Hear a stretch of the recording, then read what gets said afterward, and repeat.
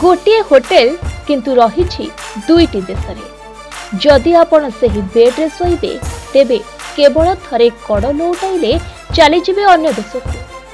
तेबे एमिति एक होटेल रही स्विट्जरलैंड जहाँ एक खोला स्थान निर्मित।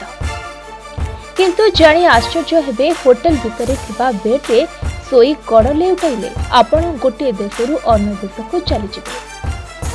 वास्तव कथा हेउछि होटेलटी फ्रांस एवं स्विट्जरलैंड सीमा मध्य रही। होटेल रे प्रवेश करबा मात्रे लोक माने गोटे देशरू अन्य देश को चली जाते। होटेल रो ना हेउछि आर्बेज होटेल।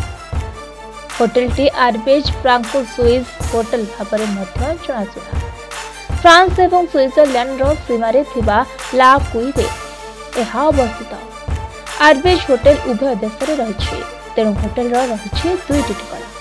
उभय देशर सीमा को दृष्टि रखी आर्बेज होटेल को विभक्त करा जायछि।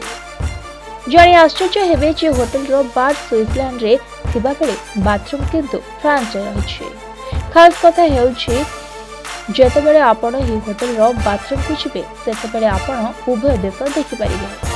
होटेल रो प्रत्येक रूम को दुई भाग रे विभक्त करा जायछि। रूम रे थिबा डबल बेड गुडी को एपरि भाबे सजा जायछि अधा फ्रांस एवं अधा स्विट्जरलैंड रे रही। तेरे सबुठारु मजेदार कथा हेउछि दुई देश अनुसायी रूम रे तकिया मत होछि। होटेलटी वर्तमान जेउंटी रही सेठारे पूर्वरु एक तेजराती दुकान थिला। 1921 रे जुलियस जॉन आर्बेज नामक जन व्यक्ति यही स्थान को किଣିଥିଲେ आउ एहा परे से एठारे आर्बेज नामक होटेल निर्माण करथिले। Bureau report Bhubanjyoti news.